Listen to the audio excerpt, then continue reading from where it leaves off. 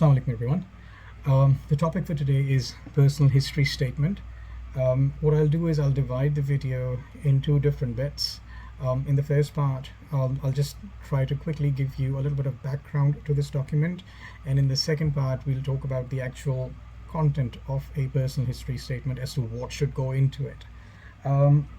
So the background, pretty simple. First things first, this for a lot of universities won't ask you specifically for this document. However, please keep in mind that this is equally important. I know that I did a video on your statement of purpose, and that is a make or break document. But to me, in my opinion, your personal history statement is equally important. So universities usually don't ask for it. Like, I applied to I think 12 or 13 doctorate programs, but I think only 2 universities asked for a personal history statement. What I did was that once I had drafted one, I attached it to all of my applications, and my success rate was not too bad. So now essentially what happens is that what you need to keep in mind, this is critical, what you need to keep in mind is that the same person will read your statement of purpose, which will be talking about your proposed research. And that same person is going to be reading your personal history statement as well, which will be talking about the person who wants to conduct that research, you. So they should be able to see a clear connection between the proposed research and the personality of the individual who is proposing to conduct that research, if that makes sense. If they see that clear connection, then chances are that your application will have an edge over others. So that's the background. So even if it's not asked for, my recommendation is that draft one, go through it, edit it, proofread it, and once you are sure that it is in line with your statement of purpose, just attach it to your application if supplementary documents are allowed. And that's the background. Moving on to the actual content, what could go in your personal history statement. Now the thing is that your personal history statement is all about you. It's about your personality and stuff like that. So to me, it's very important that you highlight what you do as a professional, your professional responsibilities, the jobs that you have had, why did you get into a certain profession. Like, if you are an engineer, for example, or if you're a teacher, for example, then why are you a teacher and not an engineer? Why are you an engineer and not a doctor? So what motivated you to get into this line of work? That's important. Also, if you have had multiple jobs, you've worked at different workplaces, just make sure that the knowledge and the learning that you've acquired work-wise, mention that, but also talk about the transferable skills that you have acquired. Like things like your communication skills, interpersonal skills, intrapersonal skills. How do you deal with people? How do you manage stress? If you have been into management, then how do you keep your people engaged? How do you motivate your people? That kind of stuff. So mention all of those things. They count. They matter a lot. Apart from that, that learning, how did it shape your views?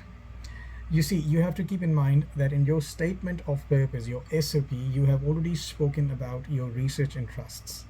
So all of this knowledge that you are gathering, it has to be in line with what you have proposed to do in your statement of purpose.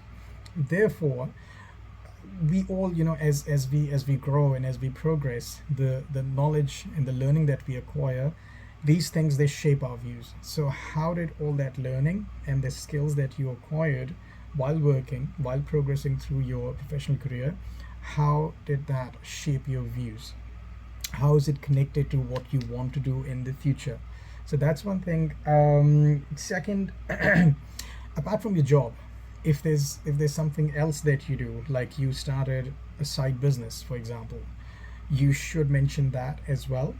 If there's any community service that you do, social welfare work, that sort of stuff, mention that as well. See if you can form a link between that and what you want to do in the future. That link I keep talking about that link, it's because it's extremely important. They need to see that this person knows exactly where they are going. They are strategic, and they have a plan. And then the setbacks in life. Yeah, yeah, that's this is something that you can mention in your SOP as well, to a certain extent. Um, like, for example, if there's a student and they don't have exceptional grades, they're still applying. So your personal history statement is a document where you can talk about things, that the challenges and the setbacks of your life that sort of held you back, and because of that, you didn't get a good score. We all go through bad phases in life. There was a particular semester where something was happening in your life and you got distracted and you couldn't focus on your exams or your assignments, and you got poor grades, and because of that your overall grade got impacted. That's fine, understandable. You know it. The person who's reading your application, they don't. So just mention that.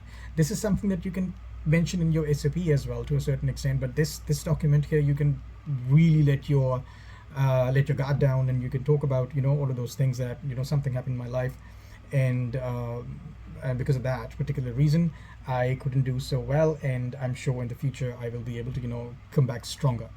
So setbacks, challenges that you have faced, and how they've impacted your grade, mention that in your personal history statement.